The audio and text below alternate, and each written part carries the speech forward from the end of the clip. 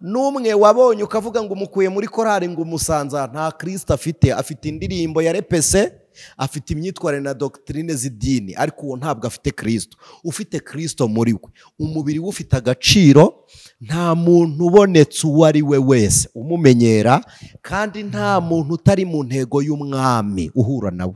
Ibyo bintu byose turi kwita ibibazo bifite urusobe n'uruhurirane rw'iki. Na mbere y'uko umuryango ubaho utegurwa gute? Ijwi ry'umukanguzi.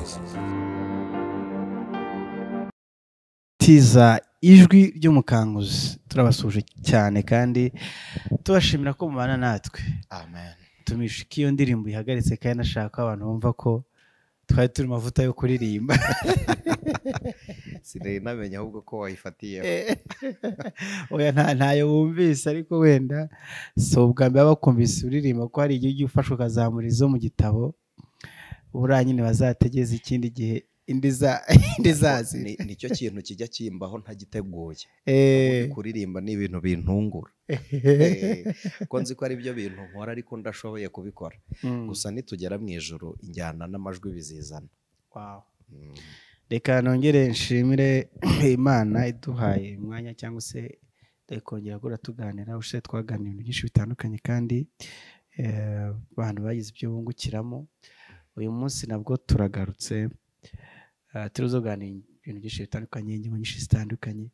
Ndifuriza abantu badukurikiye, waba ukurikiye kuri Nkunda Gospel, waba ukurikiye ku Ijwi ry'umukanguzi, rwose wicare ibintu bireba birangize, ntimukagarukirize ibintu hagati.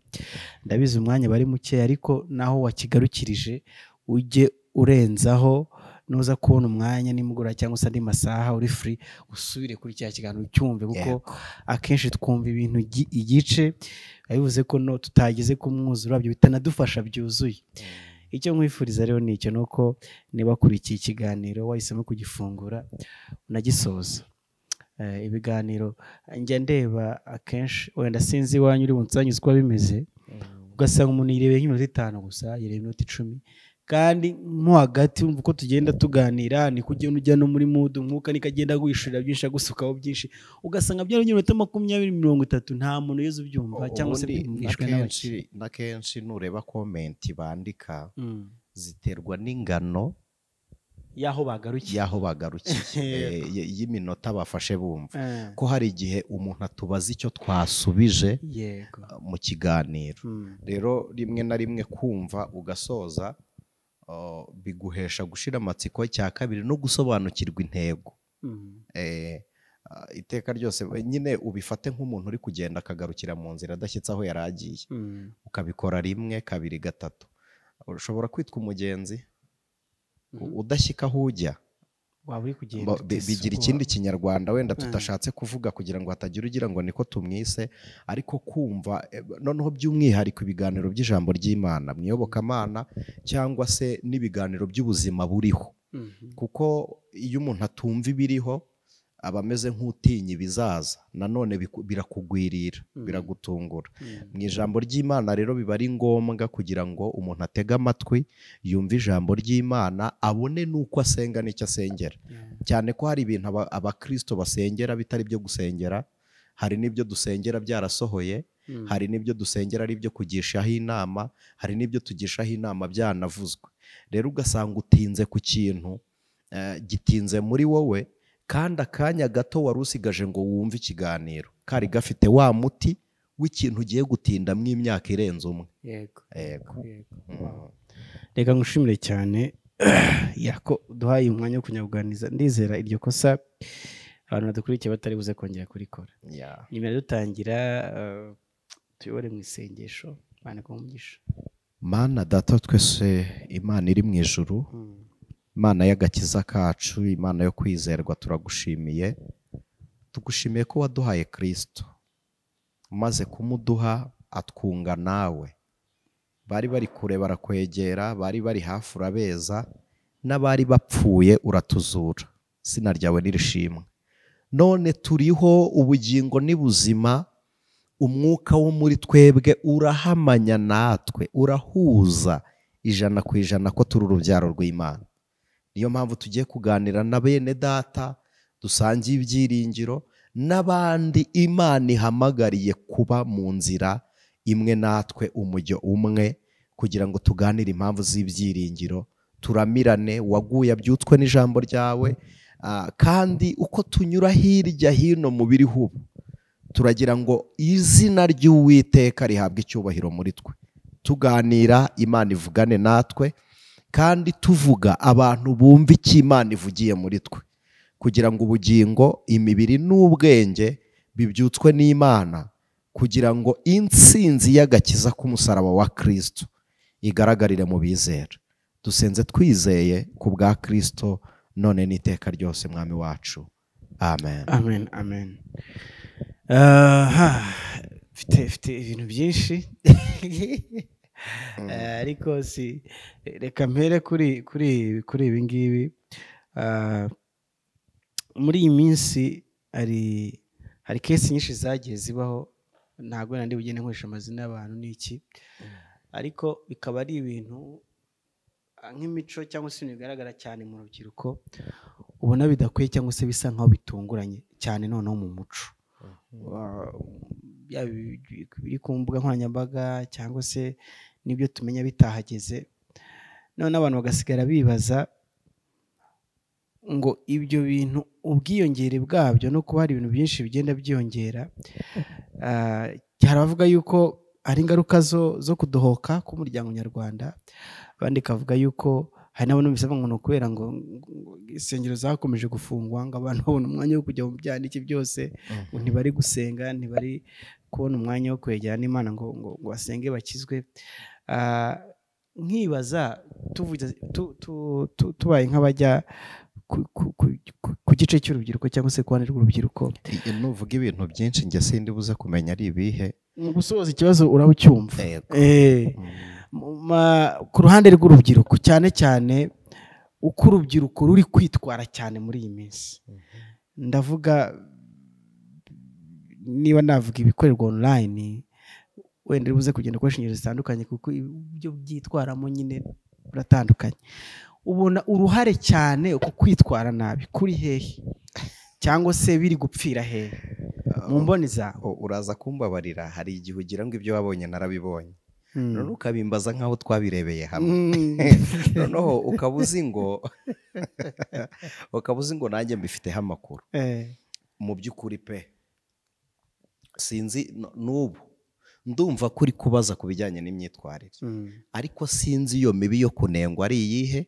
Hanyuma hari naho uvuze ngo hari ukudohoka k'umuryango nyarwanda, ubundi hari umuryango personally nk'umuryango wanjye, hakaba n'umuryango nk'ihuriro ry'abanyarwanda, tubyite gutyo. Aravuze ngo umuryango nyarwanda, sinzi niba ari imiryango wavuze nk'ababana cyangwa se ari umuryango nk'ihuriro ry'abanyarwanda. Ni muri ubwo buryo bubiri bwombi, muri ubwo buryo bubiri bwombi, bwa wowe n'umuryango w'iwawe cyangwa se aho wakuriye, ndetse n'umuryango muri rusange, ko nk'abanyarwanda muri rusange, cyose umuryango nyarwanda muri rusange.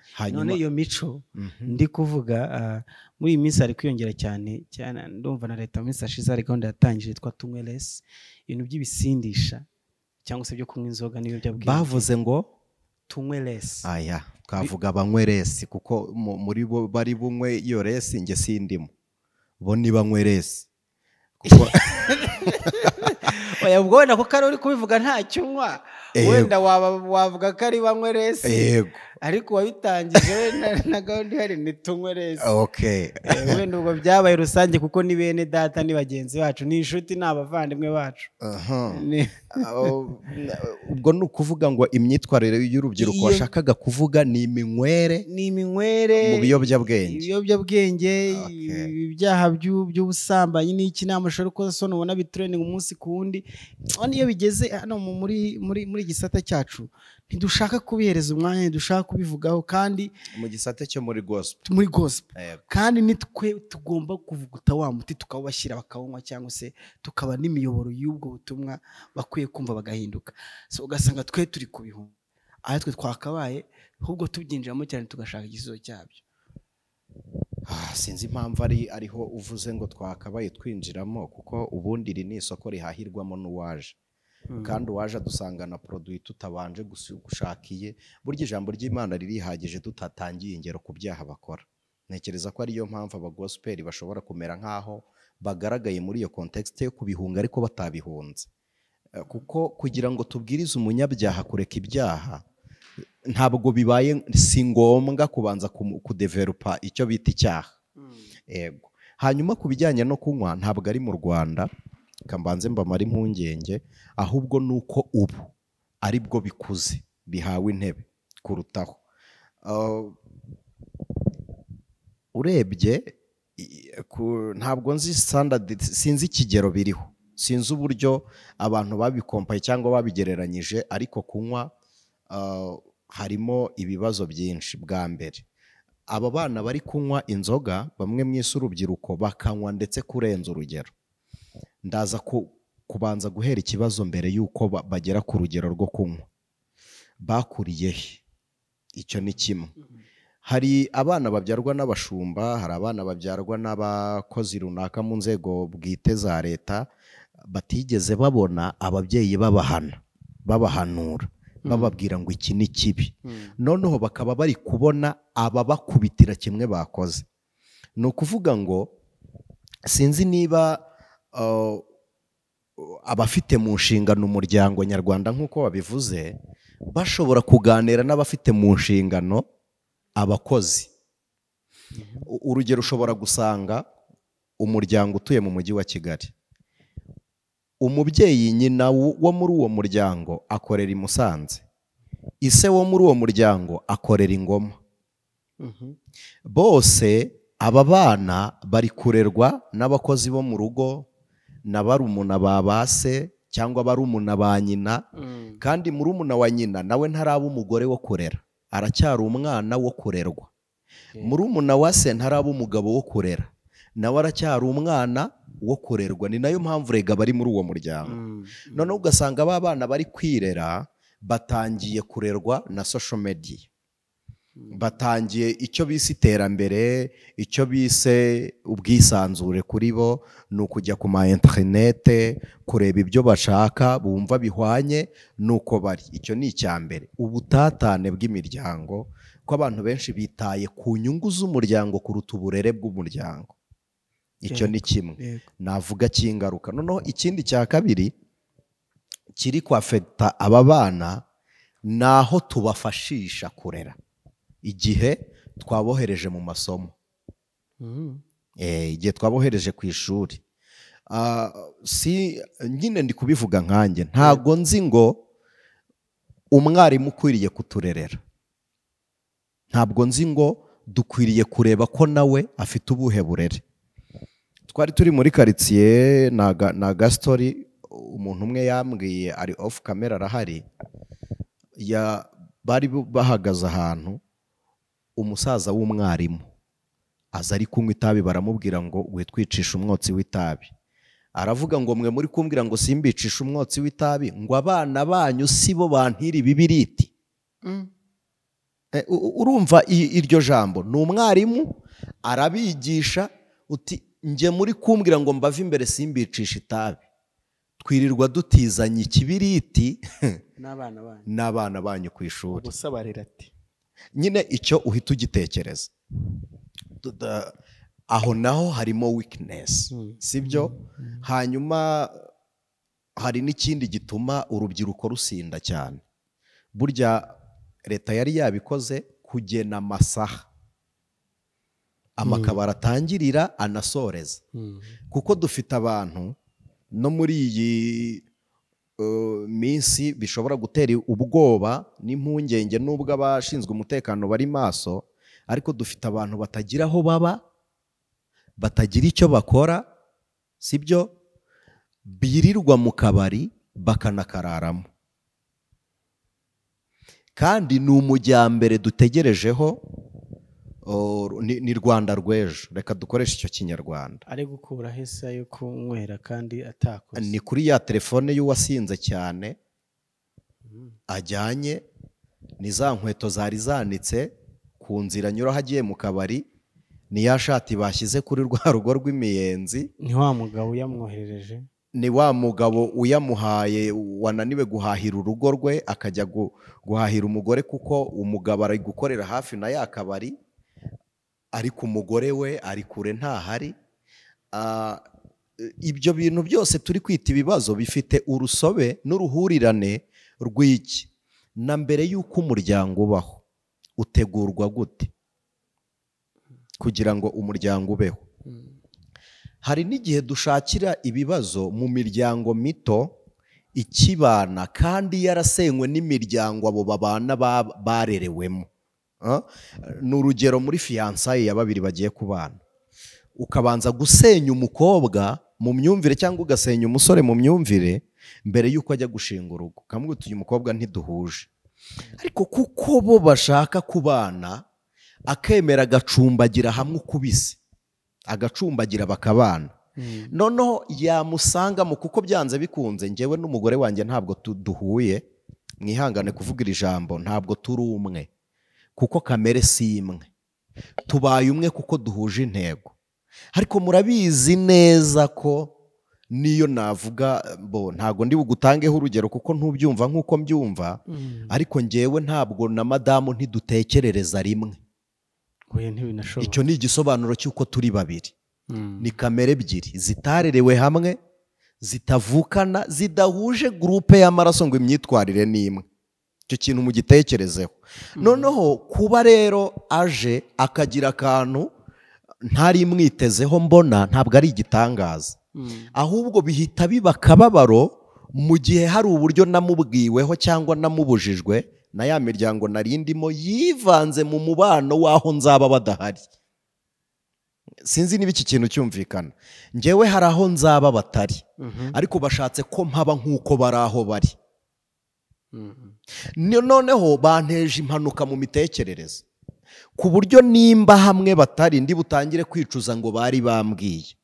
Mbona uwo turi kumwe nk'ikibazo, kuko abo navuyemo babinteguje mbere ko ari ikibazo. Ni hamwe ujya kugisha inama akakubwira ngo genda urwubake ubone, ngo abagabo ngo uzabamenye, ngo umugabo n'umwana wundi, ngo umugabo n'umwana wundi, ariko bayidawe n'umugore nawe n'umwana wundi, muri mwe ntawe ubyara undi, sibyo? Ni hahandi dusenya umuryango turi kubavuna mu mutwe, ugasanga umusore umuciye inkwano imeze nk'iyo kugura umukobwa, bajya kukubwira bakakubwira ngo umwana wacu ngo yaratureze twaramuvunnye. None se umusore we yarariye? Hari ikiraro cy'umuntu kibaho se we yari yorowe? Yarahirirwaga se? Bose ni abana, sibyo? Noneho ubwo n'umusore bajye bayamuhereza se? Sinzi niba ukunyumvisha ariko n'abandi banyumvisha, ariko njye siko narimvuze. uko bivuze umuntu wese niko yabyumva, urabisobanura rwose. Oya, umuntu wese unkuremo, umuntu wese njye ntarimo. Umuntu wese wakumva icyo uvuze nta kindi ashatse gutekereza nyuma yaho, yakumva yuko ibyakorewe umwe warezwe n'undi byamukorerwa kuko yarezwe. N'ubundi umuntu wese unyumva adashatse gutekereza si ngombwa ngo yumve ibyo mvuze, kuko umuntu wakinze ku mitekerereze n'ubundi ntiyumva. Uravuze ngo umuntu udashatse gutekereza, uwo nta kintu mfite ndi kumuganiriza, yashatse yanazimya kwicecekera. Udashatse gutekereza arenze ku byo uri kuvuga. Ikintu cyo nari mvuze, hari imigoranire. Ubundi inkwano ntabwo ari ingurane. Inkwano si ingurane y'umugeni, ahubwo ni ikirango cy'umuco mu muryango nyarwanda, gishobora kuba nk'ikamba ry'uburere cyangwa se ishema n'ishimwe. Sinzi ko ryaba ishimwe kuko ntibingana. Umuntu ashobora kugushimira bikarekeraho, akazongera kugushimira ibyo wakoze. Ndaza gutinda ku nkwano, kuko inkwano si ingurane. Yego. Nubwo mu kinyarwanda baravuga ngo irembo ryinjira inka risohoka umugeni, sibyo? Ni ukuvuga ngo n'ubundi inka yinjiye aho hagasohoka umugeni, izanahasohoka yinjira iw'abandi nabwo hinjire umugeni. Niko umuco umeze. Uyu munsi basigaye bakwaruteza amahembe ngo ruyahotorera mu ibahasha, ngo nizihotorera amahembe mu ibahasha. Barabyoroheje, niba ari uko inzuri zitagihari bakwaho baragirira, kuko abantu baragirira mu ikofi no kuri banki. Ngira ngo niho bazicukirije, simbizi. Ariko igihari ni kimwe, imitegurire y'umuryango n'amasomo y'umuryango ibyo nabyo bigira uruhare mu mwifato wa bamwe twita urubyiruko. Noneho ikindi, turi mu gihugu kiri mu nzira y'amajyambere, ariho ndi bugaruke kuri rwa rubyiruko wavugaga. Igihugu kiri mu nzira y'amajyambere, abantu baba basa n'abasiganwa, biruka kuri rya terambere. urakoze cyane, biruka kuri rya terambere. Hari siroga leta igira, iyo irega yabaye iya leta yimuka mu igenamigambi ikajya muri bajeti yacu, muri bije yacu, yitwa kwigira. Kwigira harimo guhanga udushya, imirimo n'ibindi. Dufite abantu rero bavuka mu miryango itaratoje abana gukora, batinya gukora, noneho kuko bo bakoretse, muranyumva icyo mvuga, bo bakoretse bagahita bigira indakoreka, bagakora ibyo bashaka badakoze. Kuko bakozwe cyangwa se urakoze nyine, bo barakozwe. Noneho bagahita bigira indakoreka. Ni umwana wakozwe n'amata yanyweye, yakozwe n'amavuta yasizwe, yakozwe n'ibigo yizeho, yakozwe n'ikigo yizeho, nyine yakozwe na degree, yarakozwe. Agahita bindakoreka, agashaka ko ubwenge bwe butajya ku isoko ry'umurimo, ariko agashima ko umubiri wo ujya ku isoko ry'umurimo. Agatangira gucuruza umubiri aho gucuruza ubumenyi. Iyo atangiye gucuruza umubiri aho gucuruza ubumenyi, nta na kimwe mu bintu bituruka mu bwenge akora cyangwa agaragaza, nta kimugaragara, nta na kimwe. Kuko umuntu ucuruza umubiri agomba kubanza kwica ubwenge. Kuko iyo ufite ubwenge, ntabwo umubiri ari igishoro cyo gucuruza, ahubwo umubiri ni igishoro cyo gukora. Ariko kuko wahisemo kuba indakoreka, warakozwe. Dufite ababyeyi baryama ntibanarebe ibyumba by'abana babo. Hari n'ababyeyi babona umuntu avuye mu cyumba cy'umwana, nabyo bikaba ibibazo. Abana benshi batoroka ibipangu baryamye. Abantu bagenda mu mijyi myinshi, memu n'uwo dutuyemo, uranyura ku muhanda nimugoroba, waba wakoze nijoro, watekerereje gutaha birashoboka, cyangwa se ugize gahunda ituma ugenda nijoro, byose bibaho, ugahura n'abana bangana n'abo tutaracutsa, bari kwirera mu muhanda kandi baturuka mu bigo bikomeye. Ntabwo uyu mwana uri buze kumbwira ngo amafaranga ari kugura inzoga, ayo ari kugura itabi, ayo agura imyambaro, ntabwo ari ayo yakoreye gusa. Harimo na bimwe twita kunezeza abana bacu, ngo kubaha ibyo bakwiye. Bimwe tubahaye rero, ntituzi ngo bagiye kubikoresha iki, ntitwanabaganirije. Igitsure cy'umuryango ntikigihari, igitsure cy'umubyeyi ntacyo. Rimwe na rimwe hari ahantu, ako kantu gaherutse kuba muri centre imwe y'ubucuruzi ahantu runaka, ni hano hafi. Umugabo umwe yari amaze guhimba, afite umwijogonyero, mugani wa babandi, yigize indakoreka, ahamagara umuntu uri hakurya, sindi buvuga amazina y'utwo duce, arangije aramubwira ngo nshakira umukobwa wo kurarana nawe. Mpamagarira umukobwa. Amuhamagarira umukobwa we wa kabiri. Wandese uwo nguwo yarahamagaye cyangwa uwo ushaka ko bamuzanira umukobwa yarabyaye. Afite abakobwa bakora nk'ibyo akora. Noneho ahamagara umugabo mugenzi we usanzwe azi uwo mukobwa, agura umubiri w'uwo mukobwa, ariko atazi ko ari umwana, atazi ko ari umwana we, kuko bahurira hirya badahurira mu miryango. Noneho amuhamagarira umukobwa we. Umugabo kuko ashaka ko batamubona, yubatse izina ariko nta rufatiro rwaryo ruhari, kuko n'ubundi nta mupfu ugira icumbi. Icumbi ry'umupfu ni mu irimbi, ni mu mva. Kuko izina rye rizwi, aravuga ngo nugera hano baguhe nimero y'icyumba ndyamyemo uze undebe. Umukobwa yinjira asanga se yiturumbuye. Akimubona ati ndabibwira mama, nkora iki ngo ntubivuge? Amuha amafaranga. Kandi umukobwa ntiyaraye iwabo, yarateze n'ubundi asubira kureba abandi batarise, kandi amuhaye amafaranga ngo ntabivuge. Nyine wumve aho turi, dufite ababyeyi bakojeje isoni kuruta abana babyaye, ku buryo wa mubyeyi rero nta mpamvu n'imwe afite yo gucyaha, yo guhana no kurera, kuko nawe ntasa n'ibyo yaba ari kuvuga. Bikaza kwafekitinga rero urwo rubyiruko. Uyu munsi uzasanga amaterme bavuga ngo abasore ntibatanga amafaranga, ngo abatanga amafaranga ni abagabo bubatse, kubera icyo ari bo bayatanga. Barakoze nyine, umusore se ko aribwo akiri gusoza arayakorera he? Wenda nawe nasaza nawe agapfa mu mutwe azatangira kuyatanga, ariko ari kugura iki? Ubwo ntawe uyatanga ari muzima. Ibyo rero ni ibintu nsamarayizinze, ni ibintu bituma urubyiruko rushobora kwangirika muri ubwo buryo. Yego. Uruhare rw'itorero cyangwa se uruhare noneho, wenda tuvuze ku ruhare rw'umuryango, ni iki noneho cya kintu tuba tuvuga buri munsi cyo gukizwa, cyo kuba umuntu yakakira Kristo, cyo kuba turi abakristo, cyo kizamo gute noneho kigirira iwe mwanya muri ibyo ngibyo? Itorero ryo rifitemo ikibazo muri ubu buryo. Nimvuga itorero ubwo mvuza amadini. Bwa mbere byo kwigisha doctrine kuruta ubukristo, kuko nitugendera kuri disipurine yacu turaza kurimita abari kuza bakayiga.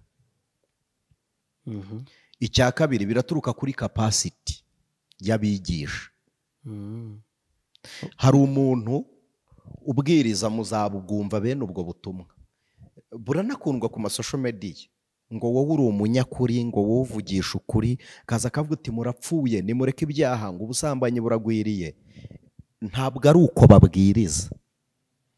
Ubundi ubutumwa bwuzuye nubwo kumenyekanisha imbabazi, ntabwo ari uko si ubwo kumenyekanisha igihano, kuko ntituri mu gihe cy'igihano. Iyo uje kubwira umunyabyaha ngo dore baragufashe, buri muntu wese uri kunyumva umwanzuro yafata n'umwe, ni uwo gucika. Ariko iyo umubwiye ngo barakubabariye, arasanga exactly, urasanga kandi ukanagira umutima umenetse wo gukunda abakugiriye impuhwe bene abo. Uyu munsi amadini ari gusarura ikiri mu biganza by'abayoboke, ariko ntari kubiba mu mitwe y'ababayobotse. Kubera iki? Muze kumbabarira abashumba mu nyumva, simbe nkoza amahano, ariko niyo n'abanyakoze ni kubw'ubutumwa. Kubw'iyo mpamvu banza urebe teoloji zigwa zimeze zite, ziri ku kihe cyiciro. Yego nibyo teoloji zirigwa, ariko abatwigisha bari kutwigisha iki? Ni igitangaza kubona umuntu asoza isomo rya Bibiliya akaza akaduhagarara imbere ngo nimumbwire ngo iri jambo ryanditse inshuro zingahe muri Bibiliya. Icyo se barakibuka baguye kikababyutsa? Ubwo ntabwo ari bwa bushobozi wari kuvuga, ya capacity wari kuvuga. Nabyo ni ikibazo. Ngo nimumbwire ngo ya nkoko ngo yabitse ngo Petero yihakana Yesu ngo niyo mu rugo rwo kwande. Ibyo se biratumarira iki? Ubaye utaramenya, none si zo wariye zo uzi izari zo kwande? Ku buryo umbazi yabitse iyo wariye yo yari yande. Urumva ibintu turimo turi kubwiriza. Noneho ikindi gishobora kuba ikibazo ni intego y'ishingwa rya wa muryango mu buryo bw'iyobokamana ba bantu bayobotse kubamo. N'umwifato wa ba bantu rero muri sosiyete. Hari umuntu njya nkunda kubiganira na Marcel kumuvuga nta kibazo kirimo. Hari umuntu wakira agakiza avuye ahantu runaka mu isi, reka mbivuge gutyo, yagera mu muryango umwe tukavuga ngo n'ubundi ntahagiye kuko nta burere bubayo.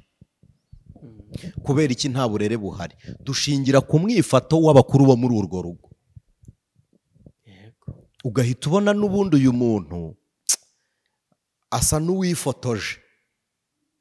Ni ifoto bamufashe, ariko kamere n'ubundi irakomeza gutembera, ariko ifoto yihagaze iri muri pozisiyo imwe ngo ndi umukristo, ariko kamere ikomeze gukora yaguke igenda ikora ibintu runaka. Tugasanga rero ikindi cya kabiri ni amacacizi make ajya ashyiraho inyigisho zigisha umuryango. Abantu bahura n'umuryango bari kuwigisha inyigisho z'umubano. Inyigisho z'umubano bigisha rimwe na rimwe ugasanga zirasekeje.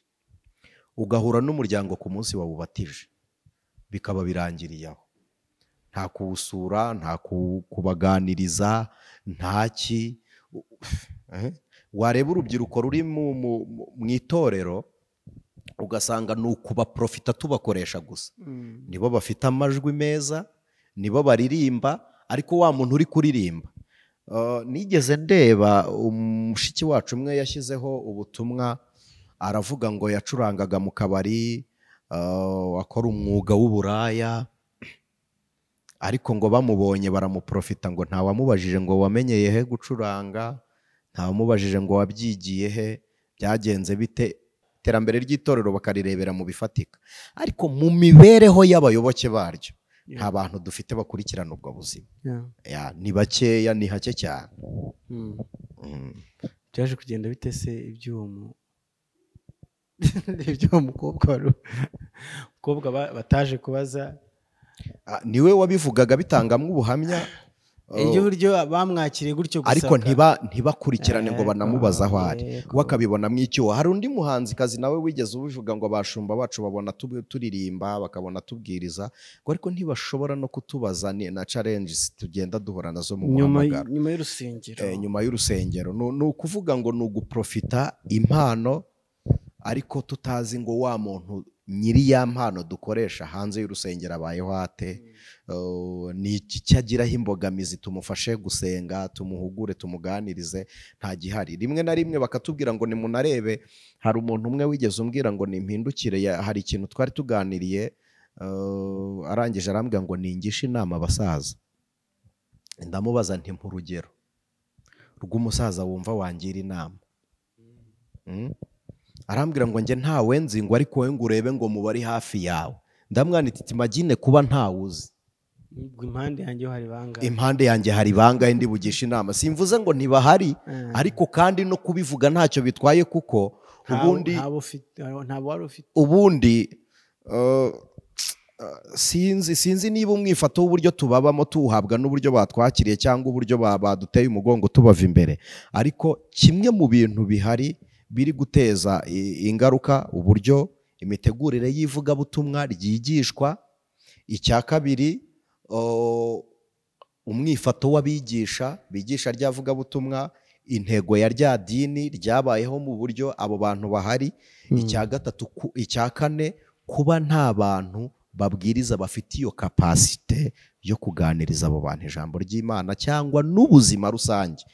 Ikindi cya gatanu rero kibihemura byose, ni uko ibintu byose, amadini make n'amatorero, reka mvuge amadini ya Pentecote, byose abitwara mu mwuka, kandi umubiri wacu ntujya mu mwuka, ubwenge bwacu ntibujya mu mwuka, inshingano dufite ntizijya mu mwuka. Nubwo umwuka wo aba mu mubiri, nubwo umwuka yakorera mu bwenge, ariko tugomba kwiga n'uburyo twaba mu isi bisanzwe turi abakristo. Nicyo Kristo Yesu yakoze, yarabanje discipolinga abigisha bagera ku gihagararo gikwiriye, abonye bashyitse abuzuza umwuka wera. Amen. Muri iyi minsi ndifuza kuza kino kibazo, kuko iyo ngeze muri tukabonana hari nk'ibintu hari nk'ibintu biri kuvugwa, uri mu bantu rwose nzi bagerageza kuvugisha nyine ukuri batabinyuze ku ruhande, cyangwa se ukavuga nyine uko babitekereza n'uko babyumva, kandi bikaba byafasha abantu. Hari umushuti wanjye, ariko n'inshuti yawe, Pastor Mutesi, yagize gutya, Imana imuhereza amahirwe yandi, ntigiye kuvuga umubare wabyo, kandi na bibiri byateje ibibazo. Imana imwihera umugabo mwiza witwa Ferdinand. Biza guteza ikibazo muri iyi mihanda. Ikibazo cya mbere cyajemo, cyangwa se anacyo nshaka ko nza kwibandaho, cyangwa se kubaza ko hari imyumvire ngiye ku giti cyanjye mba ntekereza idakwiye kutubamo, cyane noneho nk'abakristo cyangwa se muri rusange nk'abanyarwanda, tudakwiye kugira, tugomba ku upgrading. Kwibaza kuba umuntu amahirwe yenda mbere yaranze, aya kabiri akanga, akagerageza ya gatatu, ni ikihe kibazo cyangwa se ikosa riri mu kugerageza amahirwe menshi mu gihe waba ufite ubwo buryo?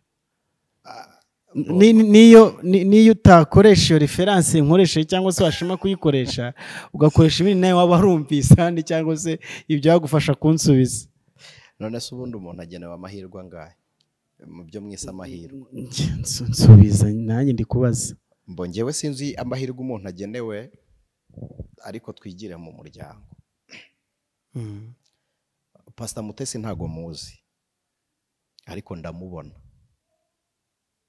Freddy nawe sindanamubona, ariko ndamwumvisha. Iyo utazi umuntu ntumenye ibimunezeza cyangwa ibimubabaza. Niyo ubona umuntu ntumenye amahitamo ye. Pastor Mutesi namubonye kuva kera. Mpamvu uvuze ngo simuzi, nawe twicaranye ntago nkuzi, ariko ndakuruzi. Impamvu ntakuzi ntago ntura mu marangamutima yawe. Ntabemo ikintu cyo kutwihakana ariko iyo njyewe umuntu ndatuye mu marangamutima ye, iyo ndatuye mu marangamutima y'umuntu sinjya mfata umwanya wo gutera intambwe mu mahitamo ye. None se nkuciye mu ijambo gato, ninde muntu wamenya cyangwa se mwamenyana kugira nubwo ushobora kugira urwo ruhare mu marangamutima, cyangwa se ntekereza n'umugore wawe wahoze ubivuga mu kanya, n'umugore wawe nabwo mutekereza ibintu bitandukanye, bivuze ngo n'ibyiyumvira afite cyangwa se n'amarangamutima afite n'ubundi abatandukanye. Bivuze iki rero? Twese niyo twaba tuzaye nawe ubwo wahita twihakana. Njyewe umuntu nagenewe kumenya n'umwe ni Aniseti. Aniseti niwe nzi ku buryo niwe ntuye mu marangamutima ye, ni nawe nshobora kuba mu mahitamo ye. Kuko iyo ntazi ikintu kibabaza umuntu singenda n'igikwiriye kumunezeza. Iyo ntazi ikinezeza umuntu singenda n'igikwiriye kumubabaza. Ahubwo amahitamo y'umuntu atwaye iki mu mibereho yawe? Nge nicyo ndeba cyonyine. Amahitamo y'umuntu atwaye iki mu mibereho yawe? Niba amahitamo y'ibyishimo byanjye abaye umubabaro wa Jene Kwizera, aho mfite ikibazo muri sosiyete. Niba umubabaro wanjye ari ibyishimo bya JP, nge nshobora kwitanga kugira ngo JP yishime, cyangwa se nkareka kwitanga nkaba umuntu w'umwegoyiste nyine nkikunda, nkabaho ndi nyamwigendaho. Rero umbajije ngo runaka ngo hanze aha byaravuzwe, abo babivuga nge singendana nabo, nta nubwo nabumvise by the way. Ko ubundi mu isi ndabizi n'iyi mihanda n'isoko, umuntu yumva ikingana n'icyo ubwenge bwe bukeneye. Kuvuga rero ngo Pastor Mutesi ngo yabonye amahirwe ku rwanjye ruhande, Imana ishimwe ko byiswa amahirwe. Ikindi cya kabiri ku rwanjye ruhande, Imana ishimwe ko biri mu mahitamo ya bombi babana. Ego nta kindi nshobora kuvuga ngo we ngo urabivugaho iki. Ikintu cyo nshobora kubivugaho mfata conclusion nuko ntazi umubare w'amahirwe agenewe mu cyo mwise amahirwe. Niyo mpamvu rero ntanakwiriye kumublaminga ku ya mbere n'aya kabiri n'aya gatatu, kuko ntazi umubare wayakeneye wayakwiye.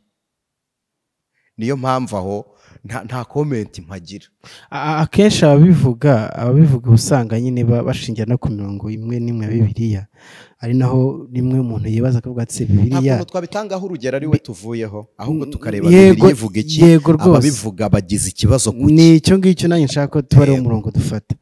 Wenda umuntu akaba yanakibaza ati se Bibiliya ibyo yanditse cyangwa se birimo birahindutse, cyangwa se abantu nibo babyumva uko bitandukanye. Bamwe bakavuga bati ijambo ry'Imana niba ugize ibyago ukaba utandukanye cyangwa se upfushije, wenda ko ibivuga mu bice bibiri bitandukanye, uragenda ukabaho gutyo, ukabaho wenyine.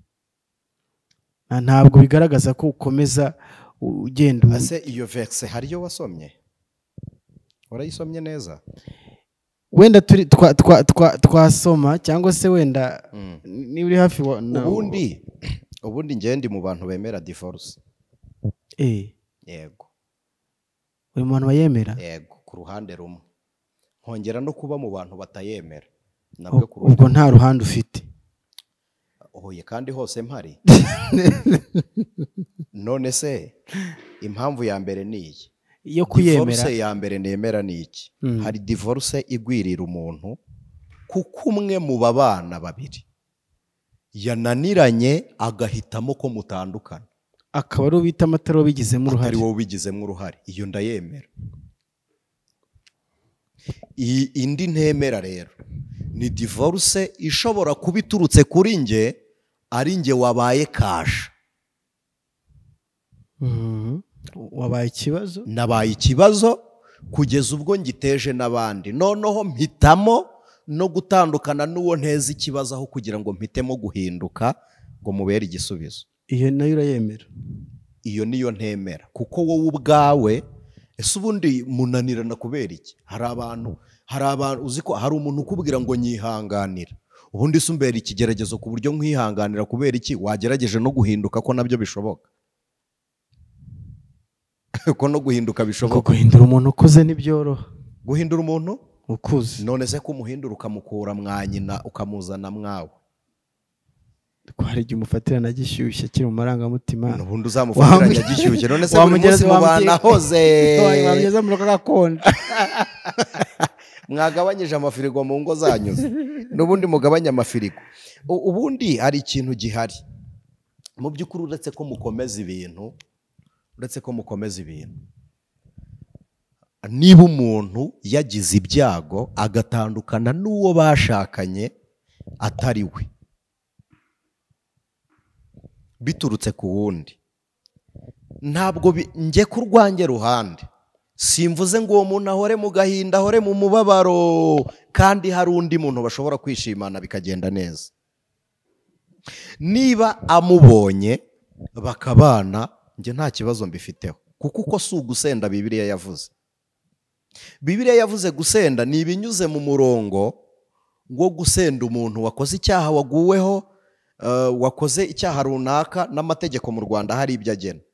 Umuntu wasanganye uburozi, ahantu hashobora gukomoka urupfu. Hari n'igihe umuntu akora icyaha agakatirwa imyaka utakihanganira. Hari n'ibindi nyine, hari n'ibindi, gucana inyuma, guhozwa ku nkeke, n'ibindi nyine bishobora kugira, nubwo hari uburyo bashobora kubikansoringa bigakunda, kandi ni bimwe twavuze ko ya miryango idafite ya capacity yose, sibyo? Ariko mu bintu bibaho mukwiriye kumenya, abantu bashobora kubana bakananirana ku buryo kubana kwa bamwe gushobora gutuma umuryango utabaho. Urugero, umugabo yishe umugore, umugabo arafunzwe. Ntugire ngo gufungwa ni inyungu igihugu kibonye. Ugiye kurwarira muri gereza unywa imiti udakorera, nta terambere igihugu kigutezeho. Ugiye gutuma igihugu gihemba abasereviye bakugayidinze, kandi ntibari kurinda imirimo ukora. Ugiye kuba muri iriya nzu, utumye gereza zigira ubucucike. Juste ayo ni amarisike yose agenda aterwa n'ibyaha bikorwa. Kabiri, abana bawe basigaye he? Bagize igikomere cy'umubano wawe na nyina, bagize kuba babaye imfubyi, bagize no kuba batakiri proud y'uko uri se cyangwa uri nyina. Aba bantu gutandukana nabo, kubatandukanya, njyewe ari umuntu uje kubisaba, ndi nko muri office ibishinzwe, ndi mu bantu bafata imyanzuro, uwo muntu akaza gusaba gutandukana, akabisaba saa moya, saa tatu naba nasoje kumusinyira ku cyangombwa cya burundu cyo gutandukana nabo. Ansanze ku rusengero, namubwira ntigendere, ujye uza tugufashe gusenga, tubungabunga ubugingo.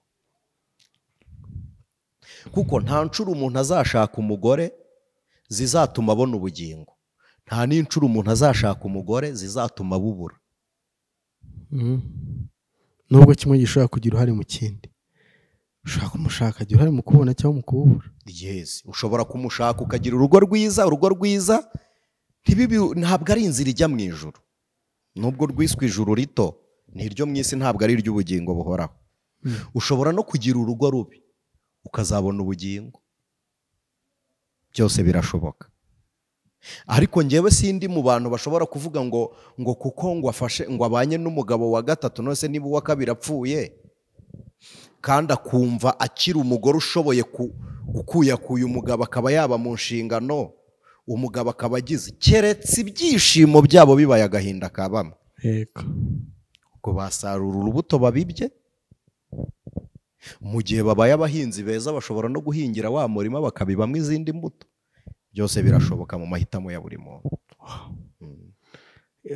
Icyo nicyo mba ntekereza cyangwa se nifuza ko abantu bagira n'indi view cyangwa se bagira n'indi mitekerereze ku bintu, ntibafate wenda ibitekerezo by'abantu bamwe ngo urumva turi mu isi umuntu aba agomba kumva ibintu byinshi kugira ngo nawe bimufashe mu mahitamo y'ibyo agomba gukurikiza cyangwa se ariko ibyo mbabwiye ntabwo ari ijambo ry'Imana, mbivuze nka niseti. izo ushumbye zibikurikije zibigendeyeho mu ruhe rwuri rw'ijwi ry'umukanguzi baba barisha mu manegeka.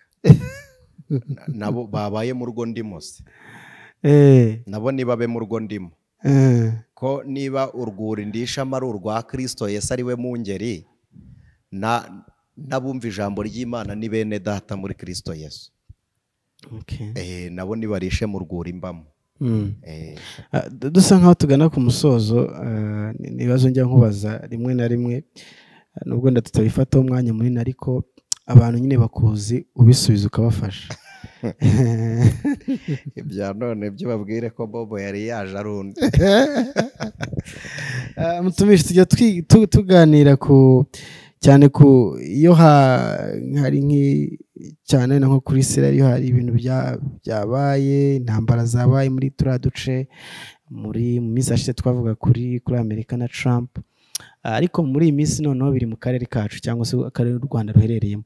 Icyo mashaka kubaza rero, kuko urumva buri kintu cyose kibaho turi abakristo, turi mu isi, nuko rega ibintu tubikwepa tukagendera gushaka kugendera njye mbyita icyuka, kuko umwuka we rwose ntavangiye, aba hose akuyobora mu buryo bwose kandi akuyobora mu kuri kose, ariko abantu hari ibyo bashaka kwirengagiza no gukatira, ntibafese uko kuri kwabyo.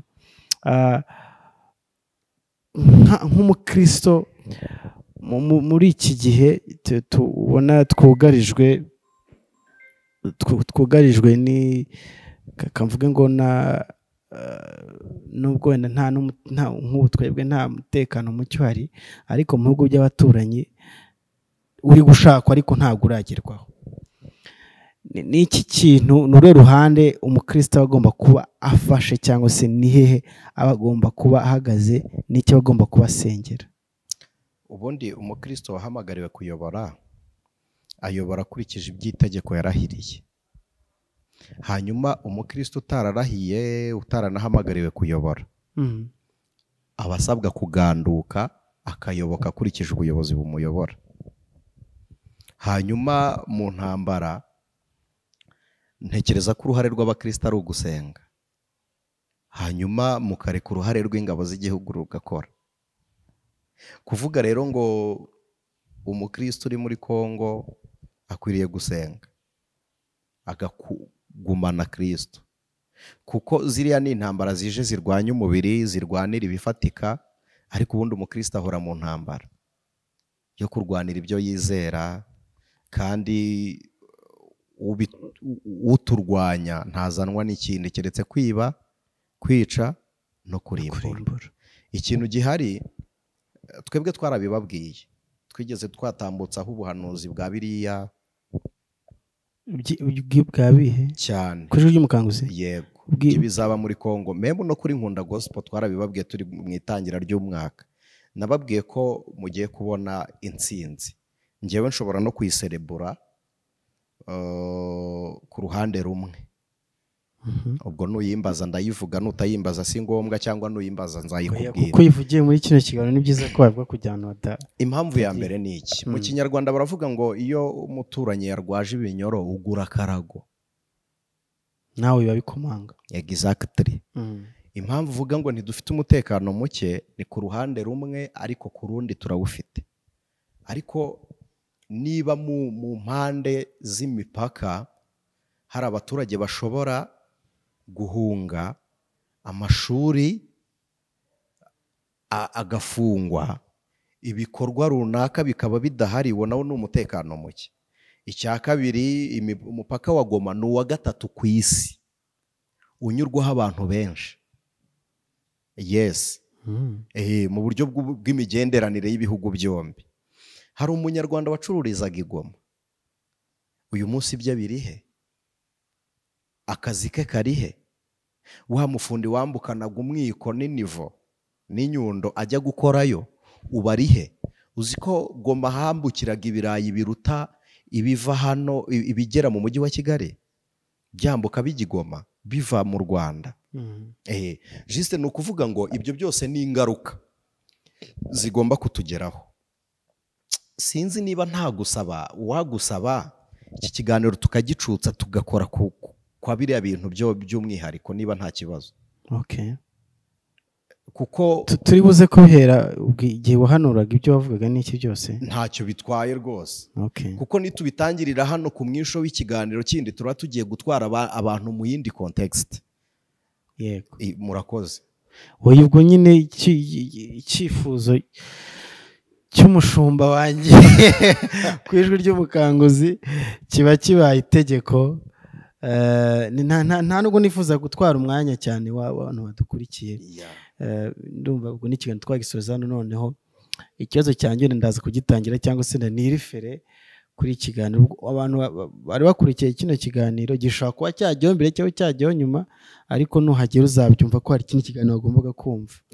Nyemera ngushimire cyane ku mwanya mwiza uba waduhaye. Ni byinshi twavuze bitandukanye, ariko muri byose icyo twifuriza abantu, icyo twifuriza abakristo, icyo twifuriza u Rwanda nuko guhinduka. Twahereye ku by'urubyiruko n'iki byose nuko guhinduka, imiryango nayo ikagira izo nshingano zo kurera, ntibibe gusa gusigira abana abakozi n'iki nk'uko wagiye bisobanura, n'ibindi byinshi nawe wasoreza nko mu munota umwe dusoza. Hari ikintu dukwiriye kubanza kumenya. D'abord, umukozi uri mu rugo si umurezi wabo wabyaye, ahubwo nawe uri umurezi we, kuko ni umwana uri mu muryango. Ikindi cya kabiri, reka mbaze urubyiruko ruduteze amatwi, ifoto yawe cyangwa ya video imwe iri mu ibanga ufite utararekura, utanarekura, cyangwa imwe yagiye ahaboneka, tekereza ari iya nyokobukwe. Noneho tekereza ari iya nyokobukwe ubonye. Noneho tekereza nawe kuzaba nyirabukwe w'umuntu. Tekereza ari iya mama wawe cyangwa papa, nawe utekereze ko uzaba papa cyangwa ukaba mama. Ikindi cya nyuma, mu mahirwe y'ubu buzima, ntekereza ko nta muntu twakemerera kwicara mu rwego runaka rw'ubuyobozi. Twarabonye amafoto y'urukozasoni, ashobora no kuba hicaye ariko ya mafoto akabinyunda isenye intebe, akamukubita kabisa, akagukubita.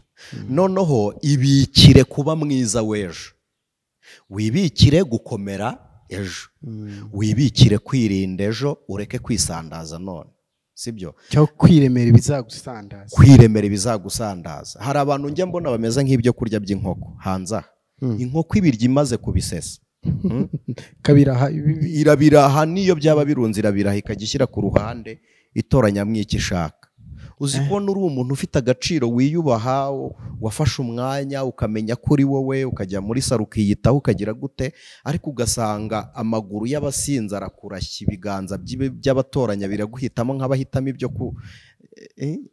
nyine nawe wumva agaciro kawe. Mumbabarire nkoresha iri jambo. Mu rurimi rw'Ikigiriki iyo bavuga indaya, uzi bavuga iki? Bavuga ubwiherero rusange. Nta mugabo n'umwe ugura indaya yikunda. Noneho nta n'umuntu n'umwe ugukundira raporo sexuelle ngo bibe byitwa urukundo.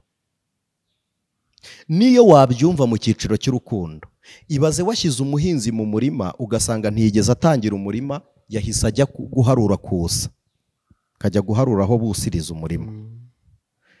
Hari umwaka umwe nigeze nigamo ndi umunebwe, ntabwo najyaga nkunda gufata note nyinshi. Njyewe nandikaga ibibanza, gahita ngenda nkanandika ibiheruka. Uzi impamvu nabikoraga? Nuko mwarimu yakundaga kungenzura, akambwira ngo nyereke 20 ya nyuma, gahita nyimwereka ntabone ko ikurikira 2 ya mbere. uretse ko naje kubicikaho hari umuntu mpannye yarambwiye ngo iyo wanze kwiga uba wanze akazi, uba wanze umushahara, uba wanze imibereho myiza. wumva urarangiye. Numva ndashize mbihitamo. Ariko nawe iyo wanze kwiyubaha uba ubaye umwanda. Umuntu utiyubaha wundi niwe muhura. Hari abantu batekereza ngo nzabona umugabo mwiza nte, aho ugenda haramugena, uko ugenda haramugena, uko witwara haramugena, icyo ukora haramugena, kiramugena, kuko ntawe muzahura mudahuriye aho ugenda. Uzabona ungana n'abo ubona, kandi ntuzabona abaruta bubamo. Sibyo? N'umugore nuko. Wenda uburyo muzabana muzabigenda mubana, ariko uwo muzabana azagenwa n'aho amaguru yawe azagera. Rero mu magambo makeya, wipfa kare urupfu ruzica umubiri rwe kuza urw'ubwenge rwaragutwaye kera. Baho uri umuntu muzima, kandi niba uri umunyarwandakazi ukaba uri umunyarwanda, anga agasuzuguro. Hari ikintu kigushoboza gutsinda byose rero. Kwakira agakiza ukemera Kristo Yesu nk'umwami n'umukiza. Niba ari ikintu kigira agaciro, kikagira indangagaciro na kirazira, ni umubiri w'umuntu ufite Kristo muri we. Umuntu ufite Kristo muri we ariyubaha. N'umwe wabonye ukavuga ngo umukuye muri korari ngo umusanza nta Kristo afite, afite indirimbo ya repese, afite imyitwarire na doctrine z'idini, ariko uwo ntabwo afite Kristo. Ufite Kristo muri we, umubiri we ufite agaciro. Nta muntu ubonetse uwo ari we wese umumenyera, kandi nta muntu utari mu ntego y'umwami uhura nawe. Niba ushaka kugira agaciro, ubwenge, umubiri, umutima n'intekerezo bishyire muri Kristo Yesu. Ubwire Yesu ngo ndakwihaye, ubugingo bwawe buyobore. Inyota y'ibyaha wari ufite no kwinezeza. Niba hari ikintu kiryoha, abakristo muri kunyumva mu mbera bahamya muri comment, niba hari ikintu kiryoha, haryoha agakiza. Kuzura umwuka wera biryoha kuruta kuryoshya mu makabari n'amabwate denwe. Biraryoha.